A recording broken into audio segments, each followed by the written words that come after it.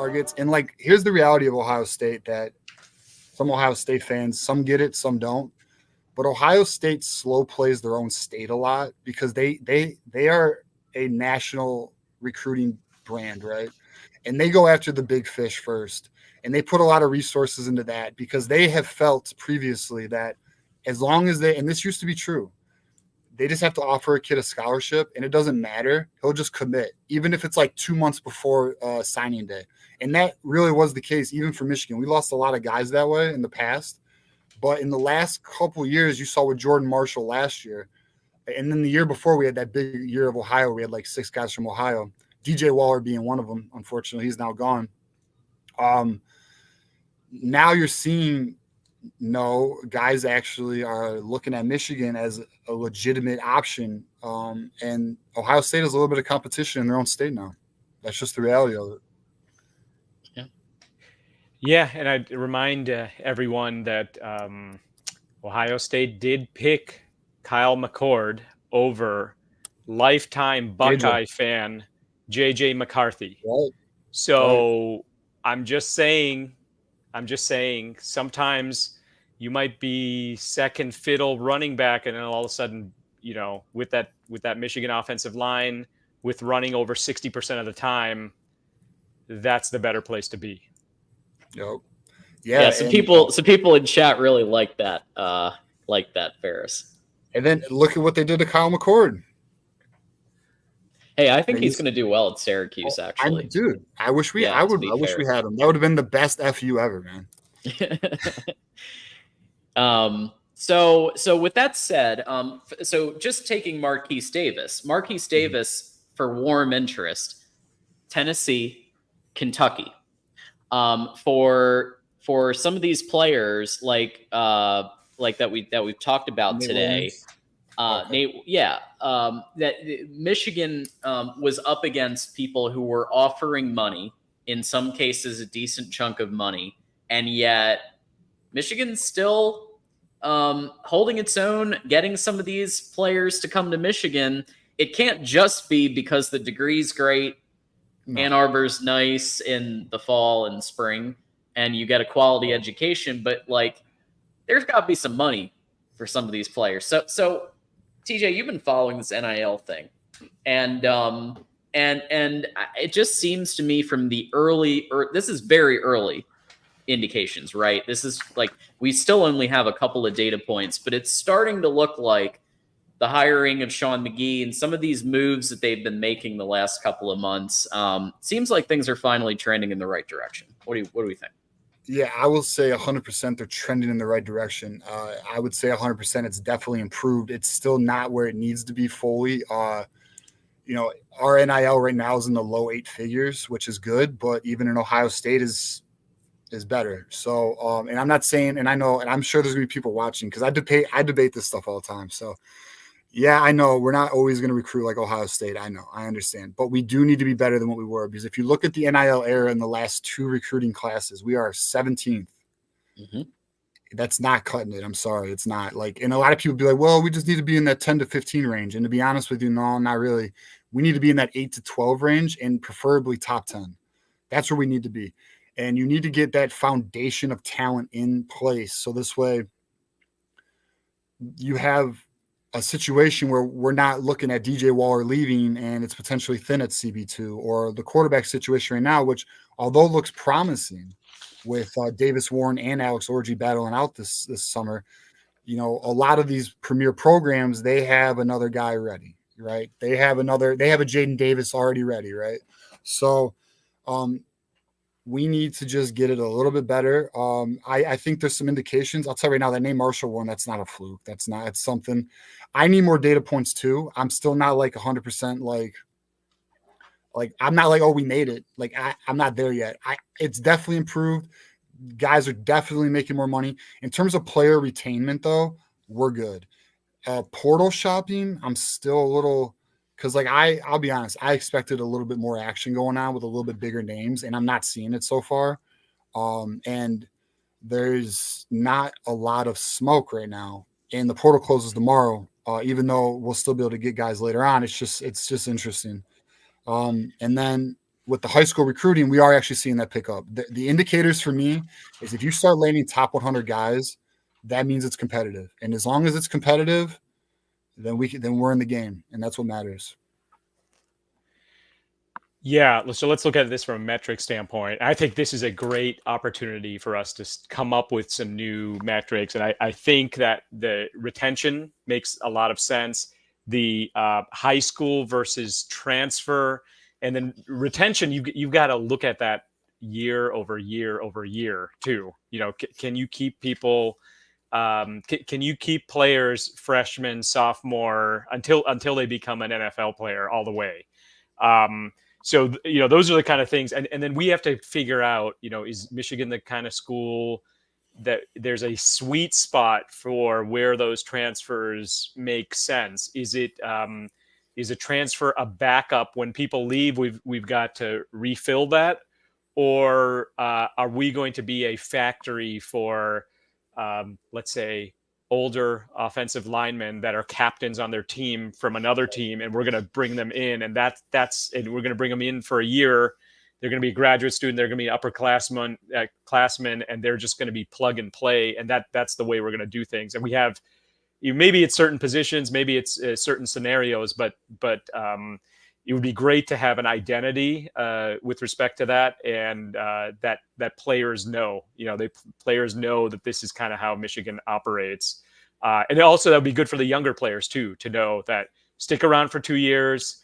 We're not going to get a transfer quarterback, after you've earned your spot. Maybe that's the indicator that we give. For example, I'm just giving an example. And then if you do your job, you're going to win that job, eventually. Those are some of the things that we have to figure out. How do you retain people and find that sweet spot? It's not going to work every time, but how do you find that sweet spot? And you have to remember also, because the surface level of, well, Michigan doesn't need to do NIL as much because look at the players Michigan got. Look at the development. Well, yeah, but would Will Johnson have come to Michigan in today's era? Would Donovan Edwards have come in today's era? Would JJ have come in today's era? Maybe the answer is yes for one, but I don't know if the answer would be yes. Okay, yeah, Will Johnson, but Blake Corum. I mean, these are these, like he literally said he wouldn't have come. So you gotta at least be on the board. I'm not saying you gotta outbid LSU's $5 to $7 million for Bryce Underwood, for example. Like that might have been an insurmountable thing to get past. But maybe you put up a couple million for somebody like that, and at least you put yourself in contention. But I understand transformational, not transactional. I get it, but this is a new world. I don't. I'll be honest. I think that whole transformational, not transactional, was a way to protect themselves because they didn't want to evolve. It was like the stubborn man who didn't want to get with the times. I'll be honest. Michigan was stubborn, and that appears to be changing. I'll give you you want a good indicator of NIL improving. Look at the Michigan basketball program, because you're not getting all those guys, especially the ones we're getting, without a strong NIL, and you're offering these kids pay for play money. It's not happening. So, and we all know Dusty's very public about it. He says he spends 30% of his time going to donors and trying to raise money for his team. So the fact that you see the basketball team doing that, and we're getting some data points, as you stated, of improvement with football team NIL outside of player retention, I think that they're gonna say transformational, not transactional, because it's a good slogan and everyone likes a good slogan, right? But I think the reality is Michigan's evolving, and for all the rival fans watching, if Michigan really does get it together, like we know they're capable, and they're capable too, Notre Dame fans and Ohio State fans, they are. Michigan can be easily a juggernaut in the college football world, and you just got a taste of it in the last 3 years.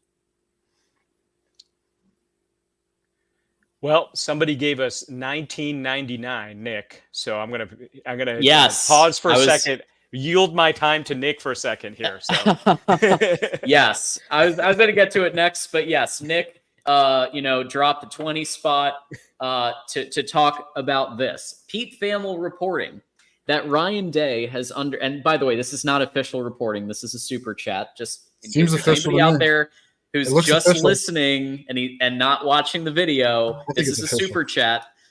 Pete Thamel reporting that Ryan Day has undergone beard transplant surgery in an effort to make it look more natural. I don't blame him. A fake-ass beard is something he may eventually be able to beat, unlike Michigan. #soft. Discuss. Yeah, I mean, the report looks legit to me. I don't see any issue with it. Snopes checked it out. Everything's good. So, yeah, I believe it. Yeah, I mean, I'll just say but I can't really grow a beard, but when I do, it does come out gray. So I'm very surprised with black beard. When it, I'm skeptical when I see black beard. So, anyway, just for men. Yeah, just going to Ryan Day. I feel like we respect our opponent, right? We respect Ohio State. I'm not sure yet again. I didn't think this was going to happen for the 4th year in a row, but yet again, there are comments out there that where it's Ohio State is just looking right past Michigan. They think they're going to blow Michigan out. They think everyone's going to leave. They think everything's fallen apart for Michigan. We don't think so. We look forward to it. One thing we can be united on is both Michigan fans and Ohio State fans like Ryan Day. It's true. Right? I'd like Ryan Day to just keep being the coach of Ohio State. I'm happy with that. Lifetime contract. Let's sign it. Yeah, I'm good with Ryan Day. I think the culture he's building there is wonderful, and I think the mentality is great. And if you look at their draft results the last few years, it's obviously trending very well. Only four players drafted, same as Iowa. So I mean, they're on the right path. Oh man. Yeah. But hey, all jokes aside, though, I do respect Ohio State. I think they're a top 5 program in college football. I respect Notre Dame as well. I think they're a prestigious university, although they piss me off because they're independent. But that's what makes the rivalry great, because they do piss me off because they're independent, and they know they're independent, which is what makes it so wonderful, the rivalry itself. So, all jokes aside, having Ohio State and Michigan be the greatest rivalry in all of sports, and 2 teams that are at a premier level, battling every year, trying to literally kill each other is what probably made us all bigger fans than we would have been otherwise, right? So, so I'll give Ohio State that, even though their program is trending in a terrible direction. Just think of that anticipation you have as that game is about to kick off, and how long we wait for that game. It is just fantastic for both teams. The best rivalry in sports. And with let's be honest, with the exception of 2011, Ohio State has been on this run of consistently very, very good, and then occasionally they win a natty for like 30 years. I mean, it's pretty impressive. So, giving them their flowers there, they're a very consistent program, and winning 11 games a year. Josh Pate was talking about this. He did an interview with Ryan Day recently, and he was talking about how,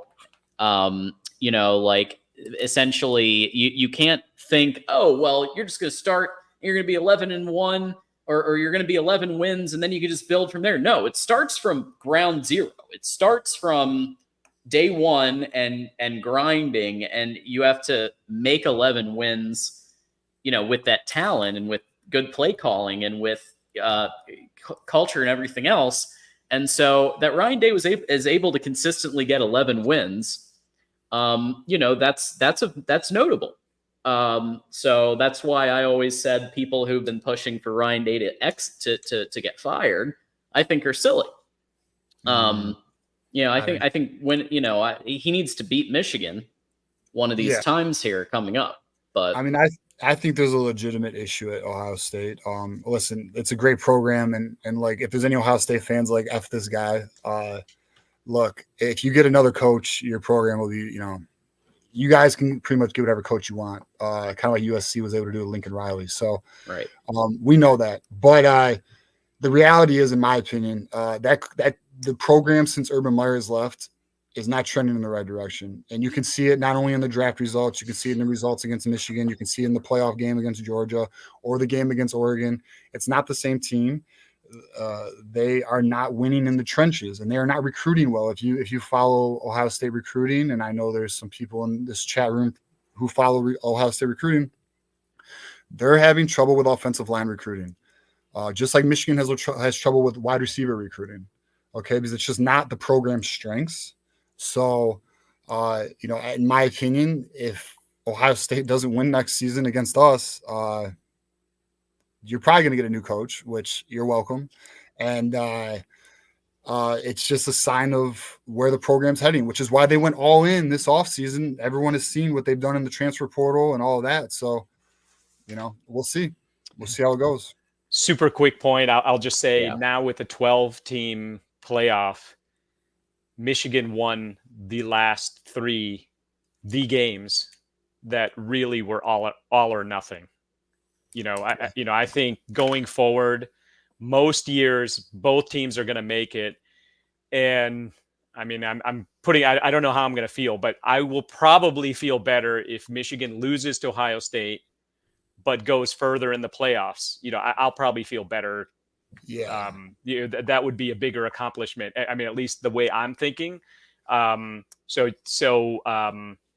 I think we won the last 3 that matter. That's how I look at it right now. Going forward, everything's gravy. So I think it'll always matter. I mean, I will say, and just look at the ratings. Ohio State, Michigan is by far the highest rated regular season game. Period. And it beats other sporting events. It beats, and so I think it even occasionally would beat a playoff game or a, whatever. I mean, it's a very highly rated game. And I think it will continue to be. And it is the greatest rivalry in sports. And anybody who's not a part of it, I think, just pretends like their rivalry is great. But let's be honest. Half of the chat in Voice of College Football is Ohio State and Michigan fans sniping at each other. It just shows you right there.